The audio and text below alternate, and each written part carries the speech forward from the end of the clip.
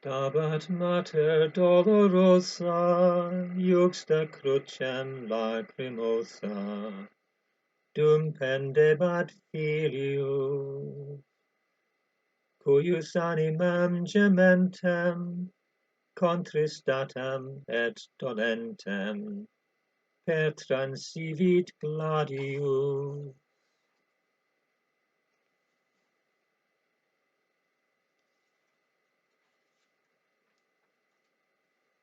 What was the profound cause of Mary's sorrows on Calvary? Every Christian soul for whom practice has made the stations of the cross familiar will answer, the cause of Mary's sorrows, as of those of Jesus, was sin. Happy the souls for whom that answer is a vital truth, who experience true sorrow at the thought of their own sins, a sorrow that only grace can produce in them. We understand but little of the sorrows of Mary, for little grieves us except what wounds our bodies, our self-love, our vanity, or our pride. We suffer too from men's ingratitude, from the afflictions of our family or our native land, but sin grieves us but little. We have but little sorrow for our faults, considered as offences against God. In theory, we admit that sin is the greatest of evils, since it affects the soul itself and its faculties, and since it is the cause of the disorders which we deplore in society. It is only too evidently the cause of the enmity between classes and nations. But in spite of that, we do not experience any great sorrow for the faults whereby we contribute more or less to the general disorder. Our superficiality and our inconstancy prevent us from seeing what an evil sin is, precisely because it strikes so deep. It cannot be known by those who look only at the surface. In its manner of ravaging souls and society, sin is like one of those diseases which affect vital but hidden organs, and which the sufferer is ignorant of, even while they near a crisis. To experience salutary grief, grief for sin, it is necessary truly to love God whom sin offends, and sinners whom it destroys. The saints suffered from sin in the degree in which they loved God and souls. Saint Catherine of Siena recognized souls in a state of mortal sin by the insupportable odor which they exhaled. But to know just how far grief for sin can go, one must turn to the heart of Mary.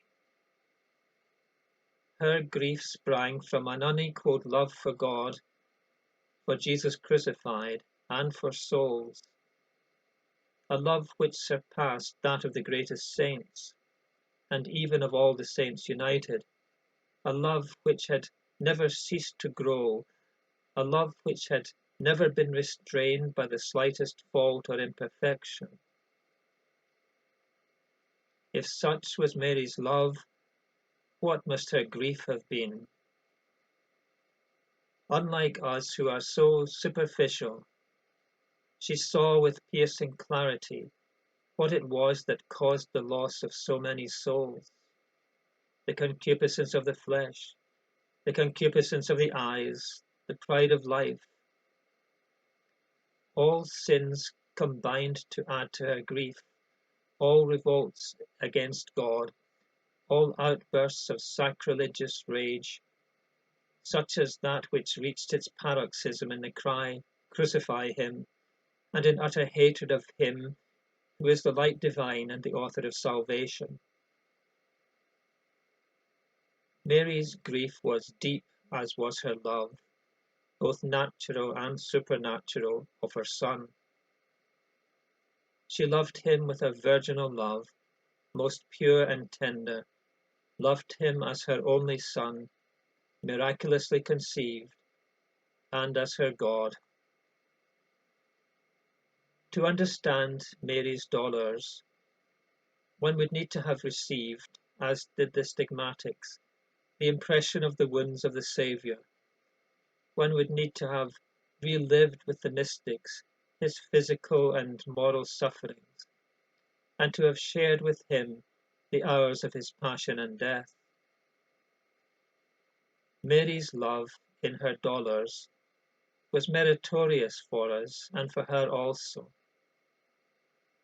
By her sufferings she grew in charity as well as in faith and hope and religion. She grew in fact in all the virtues, those of humility and meekness, and supernatural courage suggesting themselves especially to the mind. Her virtue in suffering was heroic in the highest degree, therefore she became Queen of Martyrs. On the hill of Calvary, grace and charity overflowed from the heart of Jesus to the heart of his mother. He it was who sustained her, just as it was she who sustained St. John. Jesus offered up her martyrdom as well as his own, and she offered herself with her Son, who was more dear to her than her own life. If the least of the acts of Nazareth increased Mary's charity, what must have been the effect of her participation in the cross of Jesus?